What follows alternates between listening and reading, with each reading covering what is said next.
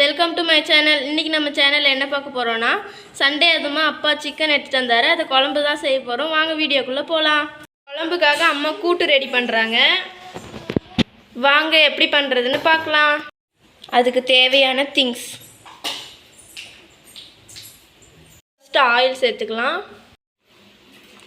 வெங்காயம் பூண்டெல்லாம் ரெடி பண்ணி வச்சுருக்காங்க அம்மா. இப்போ அந்த ஆயிலில் சேர்த்துக்கலாம்.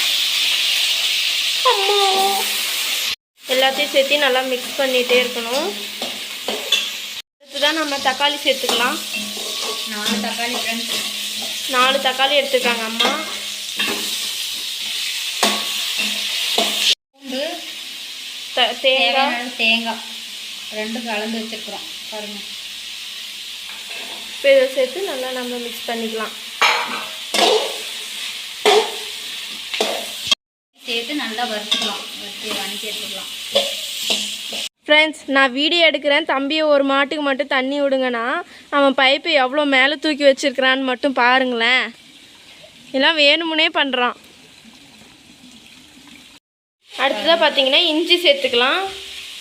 தேவையான அளவு தேவைக்கேற்ப சேர்த்துக்கணும்.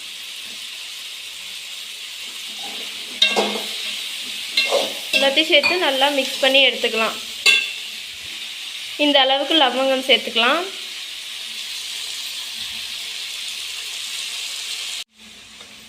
பாருங்கள் ஃப்ரெண்ட்ஸ், வீட்டிலேயே அரைச்ச மல்லித்தூள், நாமளே அரைச்சது 1 ஸ்பூன் சேர்த்துக்கலாம். 2 ஸ்பூன் சேர்த்துக்கலாம். தப்பாக சொல்லிட்டேன்.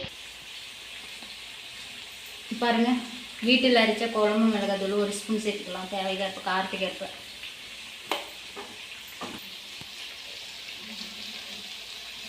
பாருங்கள், மஞ்சத்தூள் ஒரு 1/2 ஸ்பூன் சேர்த்துக்கலாம். அவ்வளோதான் ஃப்ரெண்ட்ஸ், எந்த வேறு மசாலாவும் சேர்க்கல. அப்படியே இப்போ கூட்டை அரைச்சிட்டு வந்துடலாம். நல்லா கலந்துட்டு கூட்டை அரைச்சிட்டு வந்துடலாம். ஃப்ரெண்ட்ஸ், அடுத்தது கறியை பாயில் பண்ணி எடுத்துக்கலாம். சிக்கனை பாயில் பண்ணுறதுக்கு தேவையான அளவுக்கு எண்ணெய் சேர்த்துக்கலாம். அடுத்தது கொஞ்சமாக கடுகு சீரகம் சேர்த்துக்கலாம். இது எண்ணெயில் நல்லா பொரிஞ்சு வந்ததுக்கப்புறமா நம்ம சிக்கனை சேர்த்து பாயில் பண்ணிக்கலாம். பாருங்கள், கறி நல்லா கழுவிட்டு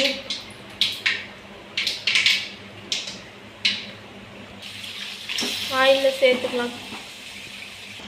எல்லாத்தையும் சேர்த்து நல்லா நம்ம கிண்டி விட்டுடலாம்.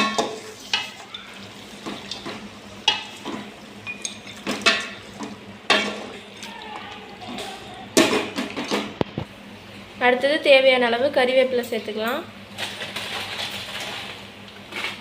உப்பு கொஞ்சம் சேர்த்துக்கலாம். கொஞ்சம் நல்லா கிண்டி விட்டுக்கலாம். கறி தண்ணியில் கழுவி போட்டதுனால தண்ணி அதிலே இருக்குது.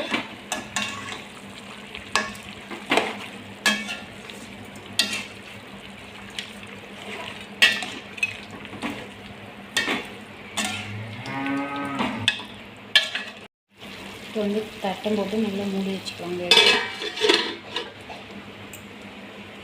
கறி நல்லா பாயில் ஆகிடுச்சு. இப்போ கூட்டு ஊற்றி நம்ம கறி குழம்பு வச்சுக்கலாம். கூட்டு ஆட் பண்ணதுக்கப்புறம் உங்களுக்கு தேவையான அளவு தண்ணி வச்சுட்டிங்கன்னா அது கொதி வந்ததுக்கப்புறம் உங்களுக்கு சூப்பரான கறி குழம்பு ரெடி ஆயிரும்.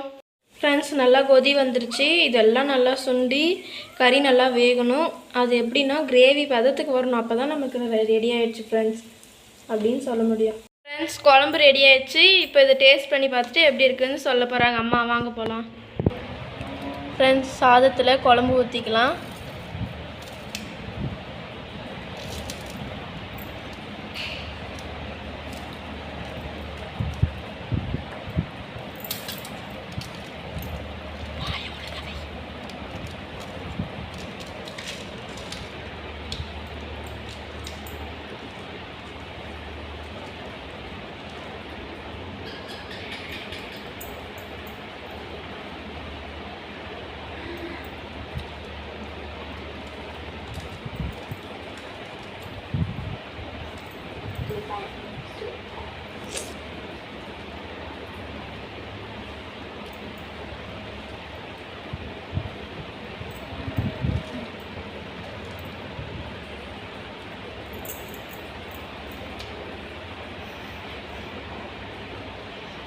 ஓகே ஃப்ரெண்ட்ஸ், வீடியோ பிடிச்சிருந்தா மறக்காமல் லைக் பண்ணுங்கள், ஷேர் பண்ணுங்கள், கமெண்ட் பண்ணுங்கள்.